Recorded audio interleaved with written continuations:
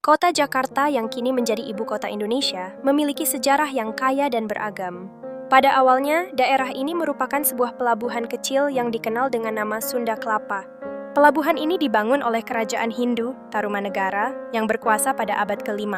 Keberadaan Sunda Kelapa menjadi sangat penting dalam perdagangan maritim, menghubungkan berbagai wilayah di Kepulauan Nusantara dan negara-negara lain. Sunda Kelapa kemudian dikuasai oleh Kerajaan Islam Demak pada abad ke-16. Pada saat itu, pelabuhan ini menjadi pintu gerbang bagi penyebaran agama Islam di Jawa. Sultan Demak, yang memimpin, mengganti nama pelabuhan ini menjadi Jayakarta, yang bermakna kemenangan yang bercahaya. Nama ini mencerminkan harapan akan masa depan yang lebih baik bagi penduduk dan perdagangan di daerah itu. Seiring berjalannya waktu, koloni Belanda mulai menguatkan pengaruhnya di Indonesia. Mereka melihat potensi besar dari Jayakarta dan mengambil alih daerah ini pada awal abad ke-17. Pada tahun 1915, Belanda mendirikan Batavia sebagai kota baru di atas reruntuhan Jayakarta. Batavia menjadi pusat administrasi dan komersial yang penting dan diperkuat dengan pembangunan benteng dan kanal yang canggih. Setelah lebih dari 2 abad di bawah kekuasaan Belanda, kota ini mengalami banyak perubahan.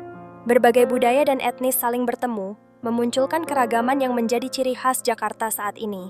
Ketika Indonesia meraih kemerdekaan pada tahun 1945, Batavia resmi berganti nama menjadi Jakarta, mewakili pengembalian kepada akar sejarahnya. Dengan pertumbuhan penduduk yang pesat dan perkembangan ekonomi yang pesat, Jakarta terus berubah menjadi kota metropolitan yang dinamis.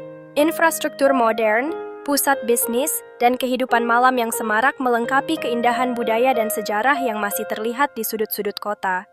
Melalui perjalanan panjangnya, Jakarta telah menjadi simbol perjuangan, harapan, dan keberagaman bangsa.